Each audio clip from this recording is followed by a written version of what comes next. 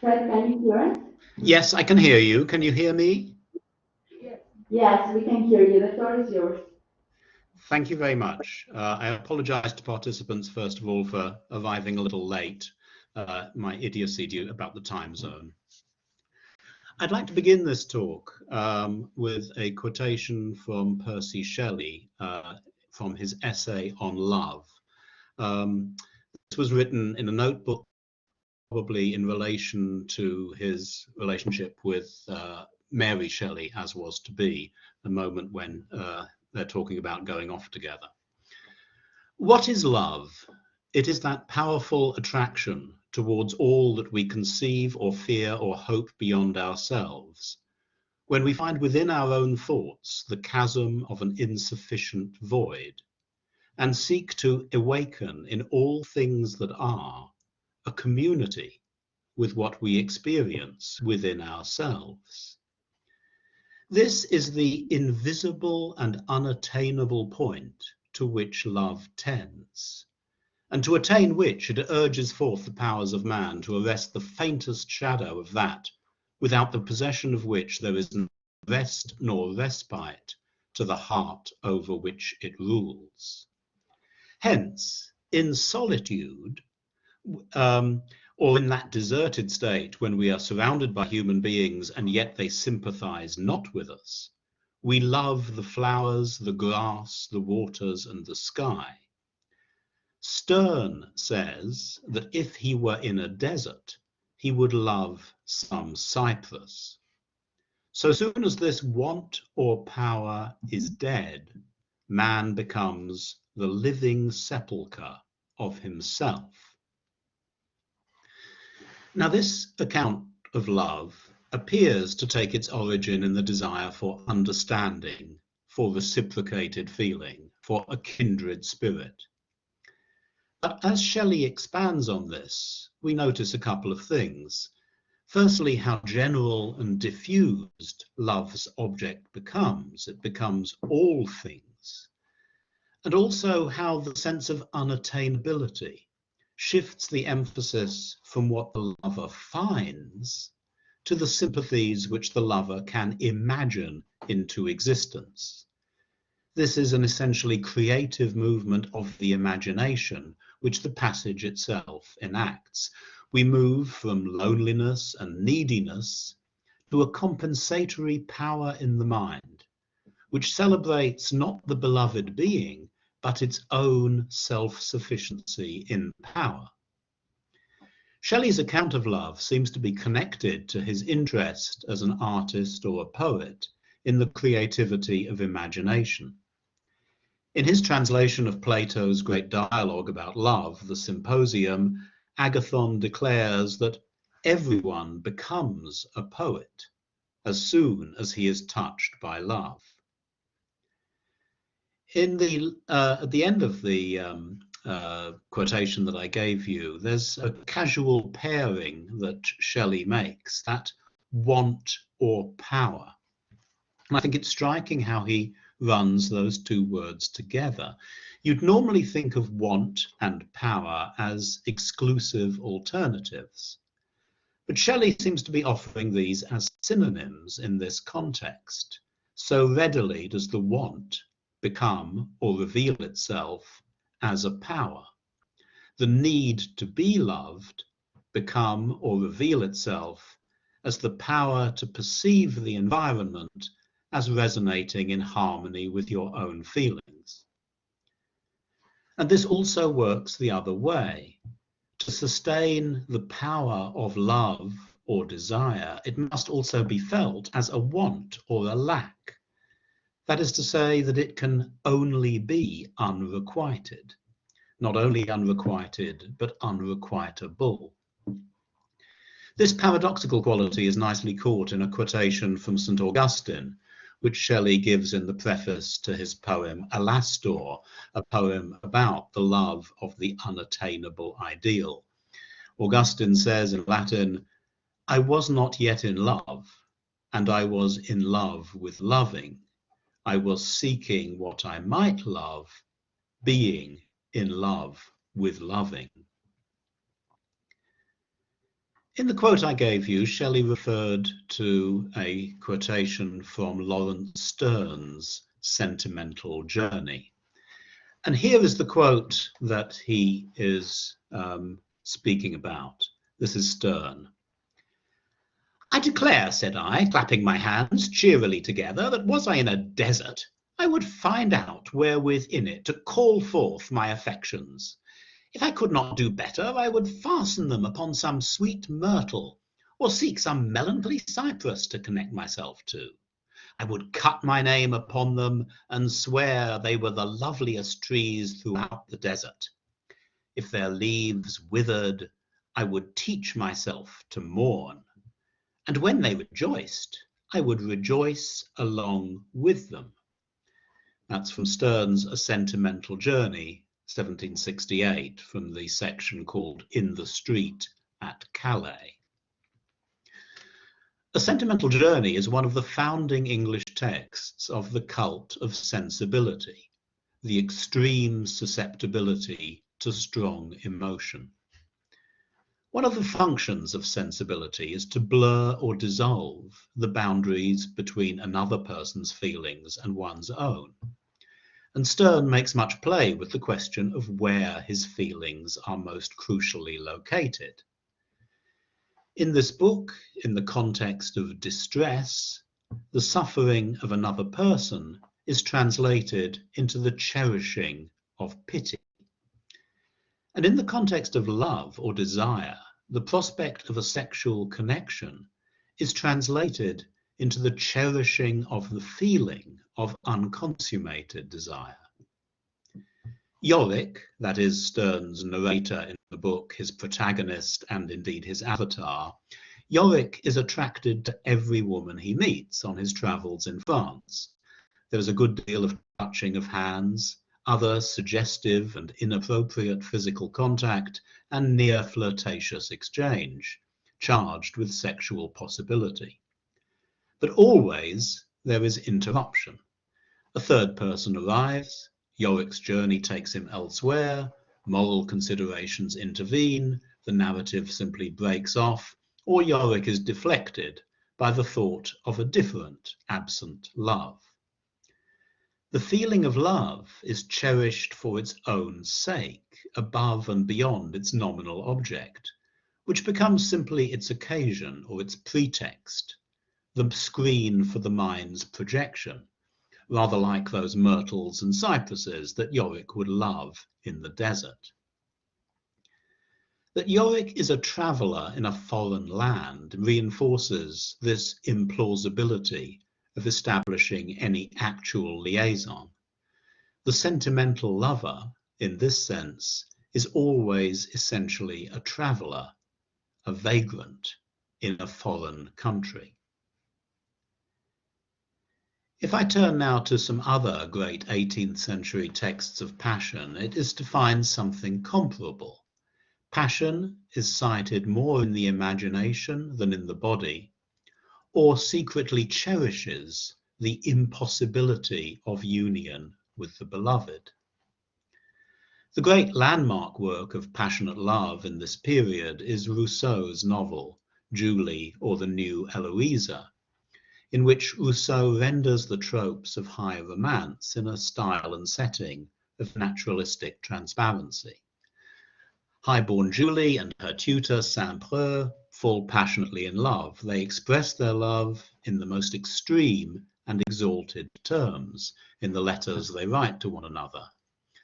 They actually make love twice, once in a momentary lapse, once through deliberate planning, but circumstances force them apart. Julie marries the older man her father has chosen for her, the thoroughly decent but passionless Volmar. Saint-Preux sails around the world and years pass. Julie now has a family and runs an idyllic home. Saint-Preux feels himself to be cured from what was uncontrollable in his passion. Then, in the final books of the novel, Volmar, who knows the past history, invites Saint-Preux to stay and to be reunited with Julie. requiring only that Saint-Preux behave in the same way with Julie when he's in the room and when he's not. He pointedly leaves them together for some days, the better to test and manifest their virtue. And this is a test which they pass despite moments of dangerous emotion. What Rousseau seems to be offering here is a celebration of a purified passion, a love that can afford to be wholly transparent to the world, a sublime friendship that can be ardent but indifferent to sex. Volmar's plan is the lover will actually come and live permanently with them as tutor to their children, in what would be a very remarkable triangle of emotion. It's notable here to think of Rousseau's subtitle, Julie or the New Eloisa. Eloisa is the medieval woman who has a love affair with her teacher, Abelard, and whose passion for him is expressed in letters after they have been forcibly separated. He is castrated, she is put in a convent. Her passion is thus quintessentially a passion that cannot be reciprocated, that exists as it must exist only in the imagination, as a way of pushing back against reality. With this in mind, I think we can ask whether in Rousseau's novel, the lover's passion depends on separation for its intensity. That is to say, whether it can only really exist in the imaginative space of non-fulfillment. In the standard English translation in the 18th century by William Kenrick, the translator simply renames Julie as Eloisa. So completely does he want to invoke that complex of thought. Letter form is functional here, being premised on the absence of the beloved. You can only express your passion in a letter, in an epistolary novel, and you only write a letter when the person isn't there. And we can also notice how the lovers' separation is not so much forced upon them by the plot as the outcome of their own decisions, almost as if something in them was seeking them to avoid union. Saint-Preux leaves Julie's household because his sense of honour prevents him from remaining there as a paid tutor. Julie could elope with him, but she's too good to cause such distress to her parents. Later, she has an offer to set up home with him in England, but she declines. Instead, she marries the much older Volmar, to whom her father promised her. When Volmar invites her lover to live with them and Julie and Saint-Preux share the same space once more, their passion burns brightly in the abstinence which they observe, while Rousseau ratchets up the erotic tension between them. The book offers itself as a moral tale, demonstrating the triumph of a chaste love over an illicit love, but it was widely read as a powerful stimulant to passion. Although it's possible to feel that there is something conflicted or in this, it can also be argued that, as in the Eloisa legend, the chastity and the passion are mutually involved and mutually reinforcing. Saint-Preux refers to, quote, that cruel art of conquering love with its own weapons, which Julie has taught him. In order to be forever in love, we must renounce each other. Julie explains, there is no man at all for her who is in love.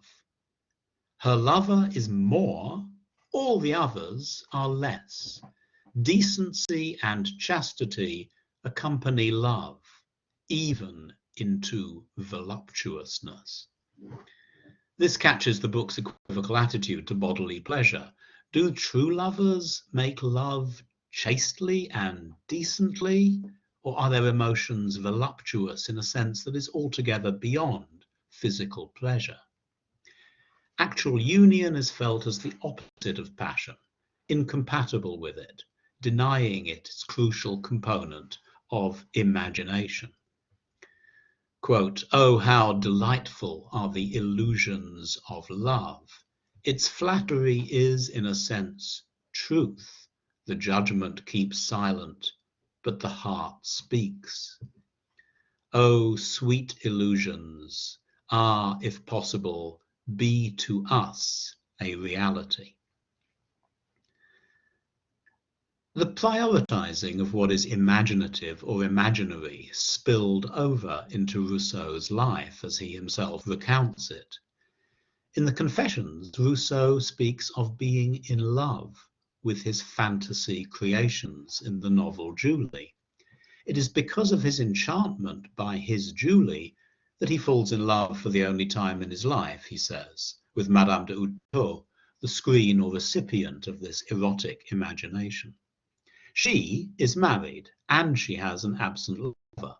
She pours out her feelings to Rousseau so they both vibrate together in a nice Eloisa complex. She permits Rousseau kisses and what are called the tendernesses of friendship, but not what would constitute infidelity. My other landmark European text of passion, of unfulfilled passion, is Goethe's Sorrows of Young Werther.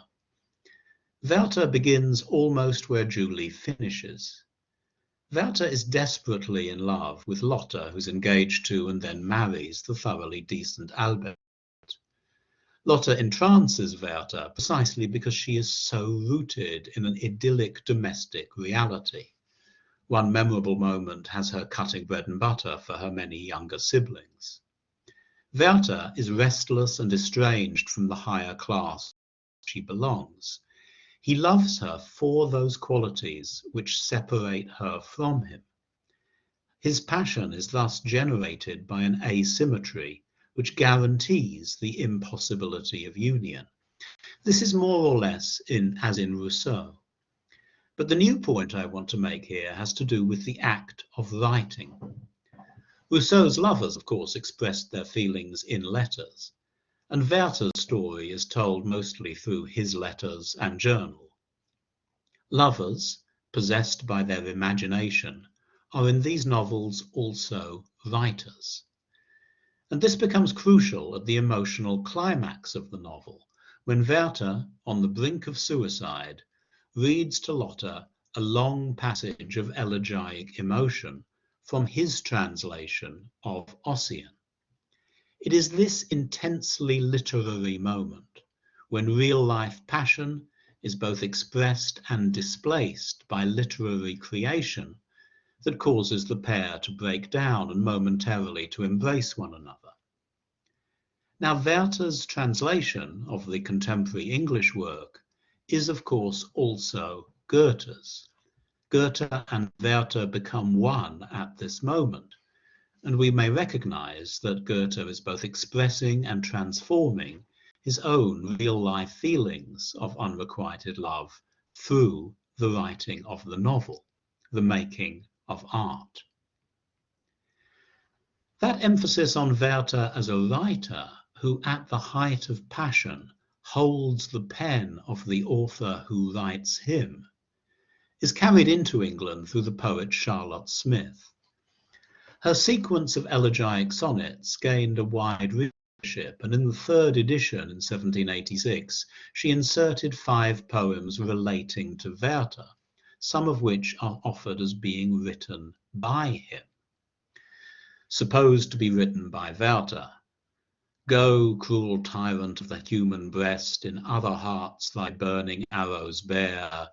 Go where fond hope and fair illusion rest. Ah, why should love inhabit with despair?" A line in the first of these poems is drawn from Alexander Pope's portrait of Eloisa, as Smith points out in a note. And in the last of these sonnets, she quotes from Rousseau's Eloisa, thus connecting Werther to this wider Eloisa complex of unrequitable love, love that inhabits with despair. The remoteness of reciprocation, or its implausibility, is intensified now by the sonnet form, which dispenses with narrative reality to leave only the subjectivity of feeling. The object of Werther's love can scarcely appear, and passion leads only to destruction. So round the flame the giddy insect flies, and courts the fatal fire by which it dies. However, by making Werther the writer of sonnets, Smith merges him with herself, and merges also ardent loving with ardent writing. Smith is willing to allow the reader to feel the pressure of personal feeling behind these artistic expressions of melancholy. In the preface, she trails the autobiographical implication. Some very melancholy moments have been beguiled by expressing in verse the sensations those moments brought. There's a question here about what it means to beguile painful feelings by making literature out of them. Is this a form of self-expression or confessional writing, thinly masked as a fiction? Or does something happen to personal feelings when they are given literary form, relocated in a figure other than oneself? Could this impulse toward literary creation even be related to the feeling of unrequited love, to which imagination is so crucial? Another point here concerns gender. The elegiac sonnets are not all love poems, but they are largely poems of strong, if unspecified, grief or melancholy. They are quintessentially the poetry of sensibility. In Smith's sequence, sensibility is a strongly gendered quality. And even though some of the Werther sonnets are supposed to be by Werther, they are also offered as scenarios specially congenial to the female poet. Werther and Saint-Preux were never very manly men. Volmar and Lord Edward have that role in Julie, and Albert in Goethe's novel. Werther has to borrow the pistols from Albert with which to kill himself. In taking Werther's sensibility to herself, Smith was underlining how a certain kind of passion calls a certain kind of manliness into question. This, she might seem to be saying, is a subject where women are on home territory. Many of these matters come together in Mary Robinson's sonnet sequence, Sappho and Phaon, written in 1796, which is the work that really I've been trying to frame in this talk leading up to it. This sonnet sequence draws on Charlotte Smith's groundbreaking work with the sonnet, but it turns it into something that is all Robinson's own. This is a sequence of 44 sonnets that follow the emotional course of Sappho's doomed passion for the beautiful Greek youth Phaon, who reciprocates her feelings only briefly, if at all. When he leaves her, she follows him to Sicily, discovers that he is false, as she puts it, and leaps from the rock of Leucadia into the sea. Throughout this sequence, we're kept aware that Sappho, like Shakespeare in his sonnets, is not only a lover but a poet, already famous in her time. The sequence of poems is not only the outpouring of her passion, but also and at the same time a work that she has made. If the pain of unrequited love is sometimes said to prevent her from singing, it is also that of which she sings. Another way of putting this is that Sappho is present in this sequence, both as first person and as third person. I'm partly thinking of moments when Sappho refers to herself in that way, while Sappho's brows with cypress wreaths are dressed, or on the bleak rock your frantic minstrel stands. But I also mean this in a more general way. The primacy of subjective feeling that reigns supreme in Rousseau and also in Werther's letters until Goethe's final devastating switch into editorial narrative. That primacy of subjective feeling is here counterbalanced or framed by the paradoxical self-possession of the enraptured artist. This is conveyed through the formal patterning of the sonnet and through a rhetorical consciousness that never abandons its consciousness of audience. This is a version of Lawrence Stern's self-consciousness, but it's no longer put to ironic purpose. The title, Sappho and Phaon, is indicative. And here I have to apologize to participants in the conference because I see that somehow I've transmitted in my abstract the title as being Sappho to Phaon, which exactly spoils the point I want to make. The correct title is Sappho and Phaon. That is to say that this is not the mode of the Ovidian epistle, the woman to the man. In the epistle, in that kind of epistle, the abandoned woman's subjectivity endlessly spills out into the void created by the absent and unresponsive addressee. Here instead we have the account of a relationship as experienced by Sappho, but also as if witnessed by another. Only 5 of the 44 poems are addressed to Phaon, but we don't feel that Sappho is communing only with herself. There's a great deal of second-person address in the sequence, to Sappho's women companions in particular, also to the muses, to Venus, to personified forces of the landscape. And what these do is to underline the impulse to reach beyond personal subjectivity, to establish an imaginative community of feeling. The many references to Sappho's female companions establish this as primarily a female community. Jerome McGann has argued in The Poetics of Sensibility that in the preface to Sappho, Robinson comes out as a woman speaking to women about the feminized sources of poetical power. That Sappho famously loved women cannot be front and center in this situation, but it is not airbrushed out of sight. At one remarkable moment, Robinson explicitly quotes the opening of Sappho's most famous homoerotic poem, often numbered as fragment 31.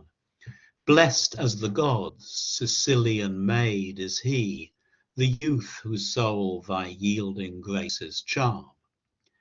In Robinson's treatment, gay male dalliance is opposed to the greater strength of female passion, which offers to recast all parties as female. Sappho's male rival is momentarily figured as a maid, and Phaon's desirability is markedly feminine, throbbing with transports, tender, timid, warm, while round thy fragrant lips light zephyrs swarm. The imagination is important here, as elsewhere. Sappho is imagining a scene of dalliance she does not actually witness. The closest thing the sequence offers to bliss is Sappho's imagination of Phaon before her assignation with him, Sonnet 12. In her vivid fantasy, Phaon smiles and blushes in the present tense, but this is what her mind reaches out to, in an anticipation so vivid as to create a present experience. The sonnet ends, then let my form his yielding fancy seize, and all his fonder wishes blend with mine. Fancy here retains its old double meaning of both love and fantasy. And the seizing of fantasy by form speaks of erotic experience in the terms of artistic creation. Sappho never does get to blend with Phaon, but the blending that is really going on here is of Robinson with Sappho. Her imagining the voice of Sappho trails the possibility of personal reference, as Goethe and Smith had done, but only to assert her claim as a writer to transform personal history in the imagination of the artist. It's notable that when Sappho takes her leap from the rock at the end, this is not unequivocally an act of suicide, but potentially an act of transformation. The myth has it that those who survive the fall are cured of their obsession, and as Sappho puts it, loftier passions will prompt the loftier theme. In asserting the femaleness of the passionate lover, Robinson's treading a delicate line. She doesn't want to create yet another work of sensibility in which the lover, especially the female lover, feels a great deal because she is the passive victim of an unfeeling world or a heartless man, and her emotionality is bracketed off as a feminine sensitivity which is fine but has no strength. But neither does she want to write a moral fable, diagnosing the destructiveness of strong passion as merely destructive or degrading. That would leave no important place for love as rapture, and for rapture as the source as well as the subject of creative art. Thank you.